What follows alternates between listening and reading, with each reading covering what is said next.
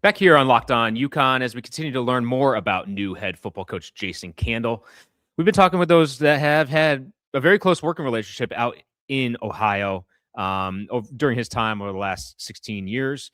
For another view, bringing in Pete Seymour, sideline reporter for Toledo football, Learfield Network. Pete, welcome in. And thanks for joining. Hey, Matt, thanks for having me. I hope I can give you a little perspective on what you have in the building now. Yeah, listen, the more conversations I have, it just seems the closer you are to working with him, the more it seems UConn has literally hit a home run. Just what has your experience been with Jason working with him both on and off the field? Yeah, let me start from the personal aspect. That's kind of how I always start things. Number one, Matt, I mean, I'm a true believer of really good people meet really good people. And I had the pleasure of meeting Jason Candle. And personally, he was just fantastic to me. And the story that I always tell, and I've told this a few times, but it would have been my second or third year working with the program before I became the sideline reporter.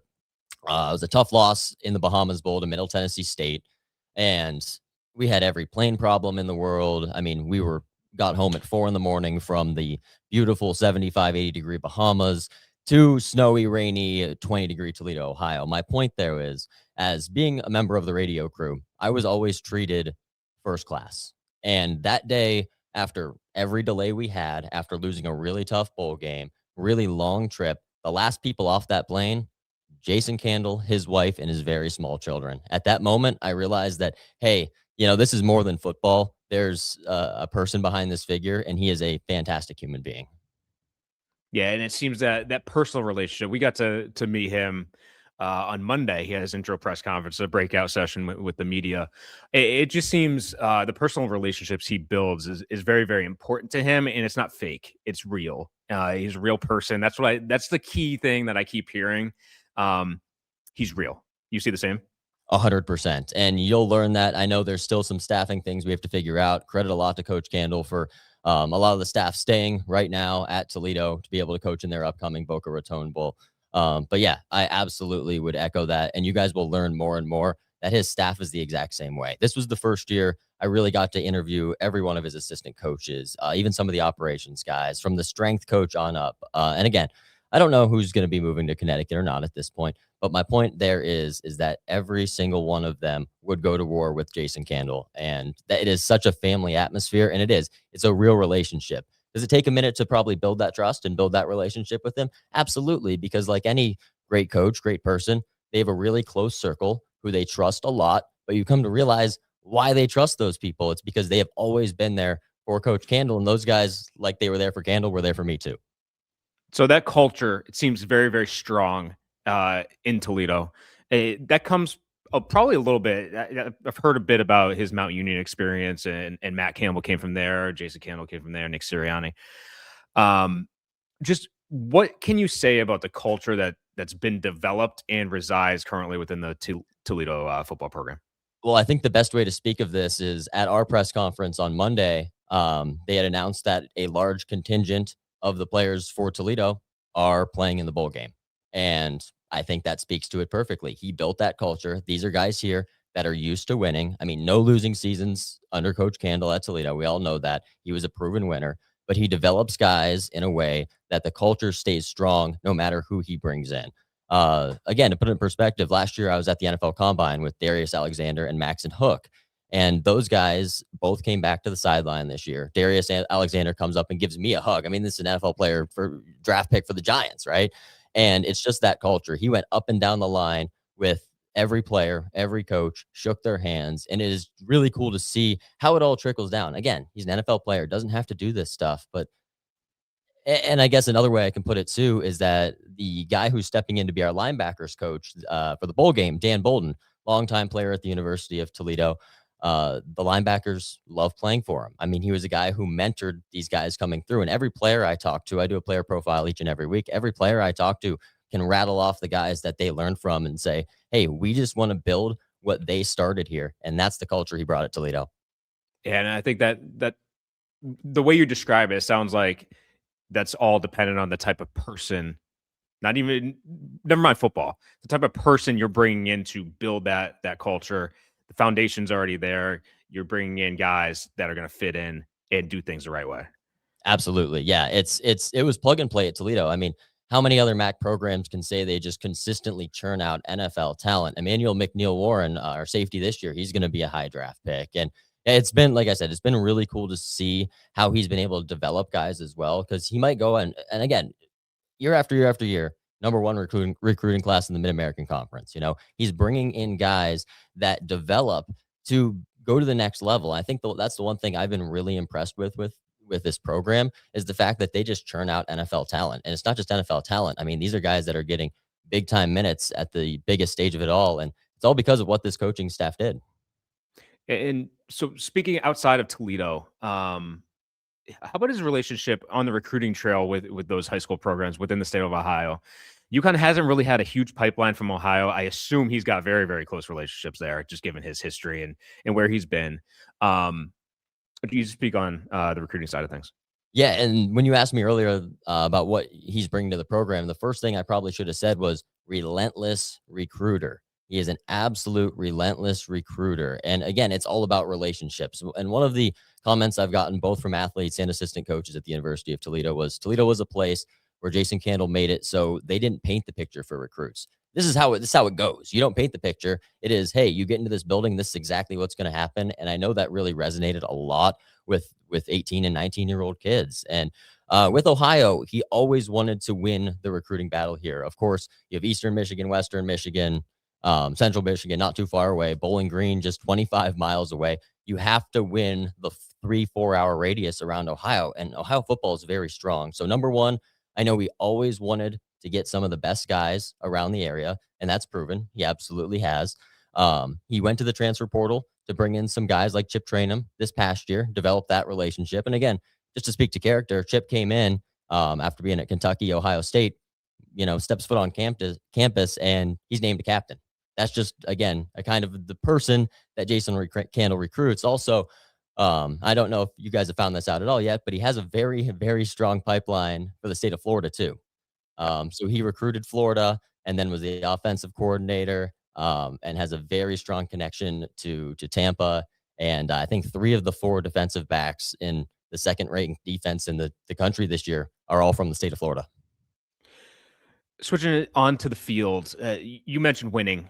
10 straight years, no losing season. I mean, that's very hard to do, especially at a program in the MAC. I mean, you need to be tied in to the recruiting trail to make sure you're consistently getting those type of players. Just on the field, just speak about the performance that you've seen firsthand from the sidelines.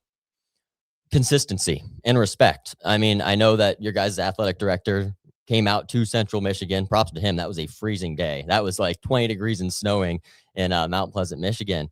But what I see on the field is consistency and a guy that controls the sidelines. He has the respect of his guys. And the one thing I always admired about him, and I told him this on the last coach's show, is how calm and collected he can be in really tough moments. And his answer to that question to me was always, well, you don't want to see your players get up in arms about a whole thing. If it's a bad call, whatever, I'm going to let them hear it. But then I'm also going to come back and set an example for my guys. And I think that's the biggest thing. He led without having to say a ton of words, but when he spoke, everybody listened very closely.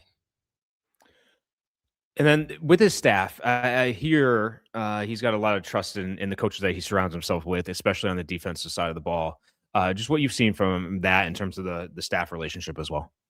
Yeah, staff relationships great. Again, almost all of these guys at the University of Toledo have been assistant coaches here for 6 years or 10 years, all under Candle. And I want to say there's only, maybe 2 or 3 guys less than that. And I want to say they were the 4th longest tenured staff in the entire country. So he does. It's a relationship-based program. He does. He delegates well. He trusts his coaches.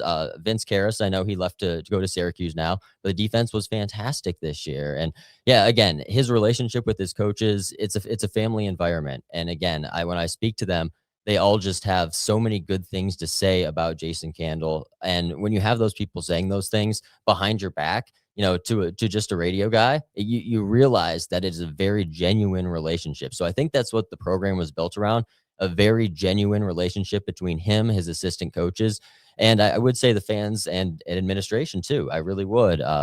He was always just a first class guy, and you would see him, lose it here and there, but we'd always make a comment, hey, wow, Candle must be really unhappy about something because his headset's off. He's going after somebody, but that usually didn't happen. And his answer, though, back to that point, was always, Pete, I grew up playing golf. I learned patience very early in my life. And you'll probably learn pretty quickly that he's like one of the top golf. I think it was 2 or 3 years ago, someone did an article about the top college football coaches who play golf, and he was like top 5 in handicap. So fun tidbit.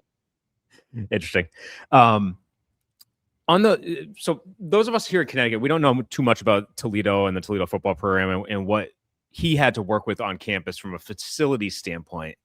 Here at UConn, separate building, just like basketball, state of the art practice facility on campus. Stadium is off campus, so that's probably changed because I know Toledo's got that on campus. But just as he comes here to UConn, what type of facilities is he leaving behind at Toledo? Were they a selling point for recruits, or is that something that's going to be an added bonus as he comes here to UConn?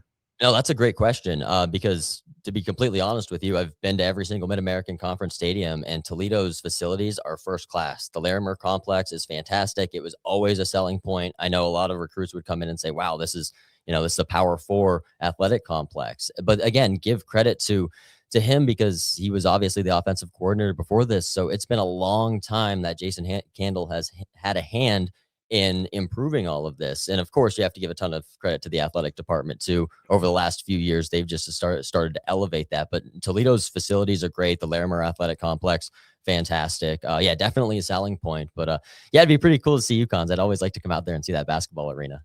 Yeah. And then final question. I know he's an offensive mind. He's had opportunities, especially in the last couple of years. I know Miami was knocking on his door to be OC, Notre Dame as well. It's the loyalty that he showed Toledo, I think, speaks for itself. But just on the offensive side of the ball, what type of offense is he bringing here, and what can fans expect to see come game day?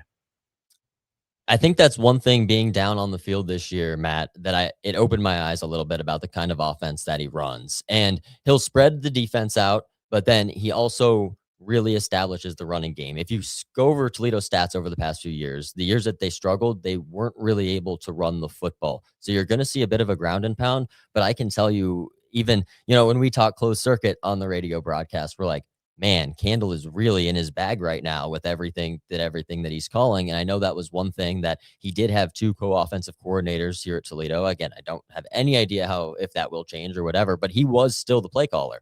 So he was calling the plays on the sideline. It's a really fun offense. He's going to try and run the ball, then try and spread the defense out a little bit. But again, he always recruited such great weapons. I mean, receiver after receiver comes in here, has really good year. Running back after running back has a ton of success. And yeah, it's a really fun offense, and they should put up a lot of points. Well, Pete, appreciate the insight from your perspective, especially being very close to Jason over the last handful of years. And seems like you'll be busy today with the new coach and hire over in Toledo. So good luck. Hey, thank you. Thanks for having me on. Best of luck with everything, and wishing Coach Candle all the best.